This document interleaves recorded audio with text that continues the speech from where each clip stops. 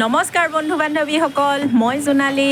আপোনালোক সকলোকে মোৰ লগতে আমাৰ পৰিয়ালৰ সকলোৰে ফালৰ পৰা মাঘ বিহুৰ হিয়া ভৰা ওলগ জনাইছোঁ। আৰু আমি এয়া যাবলৈ ৰখি আছোঁ অসম ভৱনলৈ বুলি। অসমৰ পৰা অহা যিসকল প্ৰৱাসী অসমীয়া তথা অসম শ্ৰমিক সাংস্কৃতিক সমাজ, আমি সকলোৱে লগ লাগি ভোগালী বিহুৰ আয়োজন কৰা হৈছে। আৰু এইফালে আমাৰ অটো আহি পালেহি, আমি গৈ আছোঁ, পামগৈ আৰু আমাৰ ৰুমৰ পৰা প্ৰায় 15-20 মিনিটমান সময় লাগে। ফাইনেলি আমি আহি পাই গ'লোহি এয়া অসম ভৱন। আৰু এইফালে আমাৰ ভাইটিসকলে ডেক'ৰেশ্যন কৰি আছে।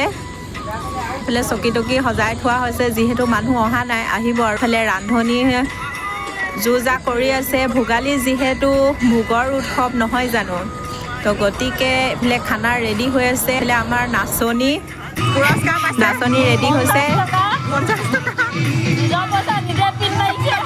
এয়া দেখিছেনে, অকণমান ধেমালি কৰিছোঁ। সুন্দৰ আৰু কোনোবা ইচ্ছা কৰিলে দিব পাৰে। আমি যিহেতু অসমীয়া, আমাৰ বিহুৱে মেইন নহয় জানো, সেইকাৰণে আমি বিহু গান শুনিলে ৰখি থাকিবই নোৱাৰোঁ।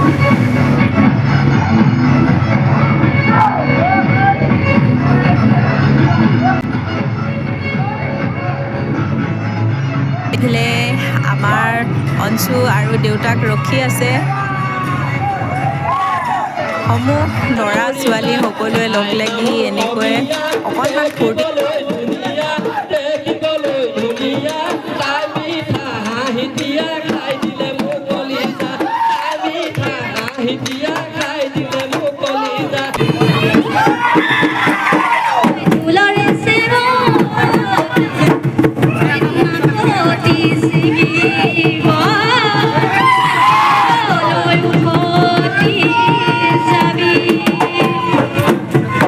আমি যিমানখিনি পাৰোঁ সকলোৱে মিলি আয়োজন কৰিছোঁ। তাত বহুখিনি ভুল ভ্ৰান্তিও হ'ব পাৰে, আৰু যিখিনি ভুল ক্ৰুটি ৰৈ গৈছে আপোনালোক সকলোৱে আমাক ক্ষমা কৰি দিব।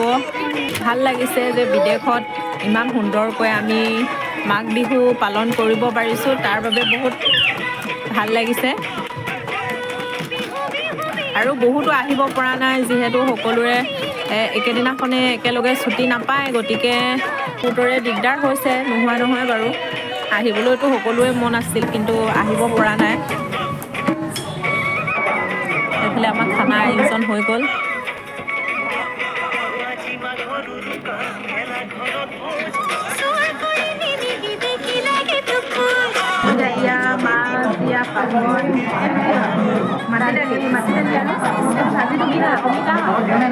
নেমু বেপাৰী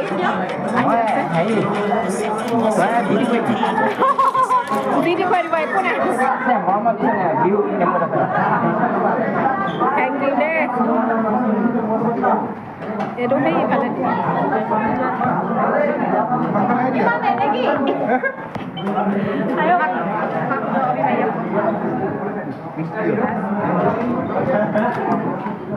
চাটনি দিছে, পদিনা চাটনি চাগে ন, নে ধনিয়া।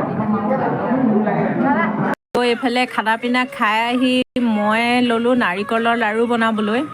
এয়া সকলোখিনি গোটাই পিটাই লৈছোঁ। নাৰিকলটো কুমলীয়া আছিলে, তাৰ বাবে বেছি পনীয়া হৈ গ'ল, আৰু পনীয়া হৈ যোৱাৰ কাৰণে মই চেনি মিক্স কৰি দিওঁতে একেবাৰে পানীয়ে হৈ গ'ল। আৰু তো সেইকাৰণে মই চুজিয়ে সৈতে বনাম বুলি ভাবিলোঁ।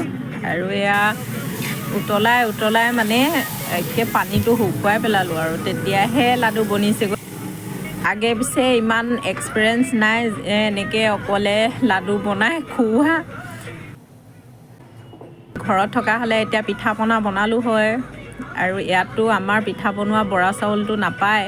ৰাতিপুৱা হৈ গ'ল, মেজি জ্বলাবলৈ যো-জা কৰিছে। এয়া মেজিত জুই লগাইছে, দেখিছেনে। আমি সকলোৱে সেৱা কৰি মেলি লৈ এয়া ঘৰলৈ উভতিলোঁ আৰু দেই।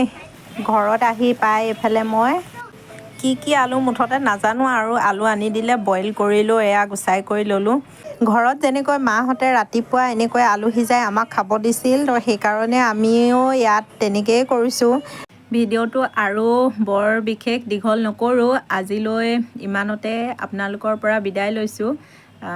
আকৌ লগ পাম নেক্সট এটা ভিডিঅ'ত। তেতিয়ালৈকে সকলোকে বাই বাই।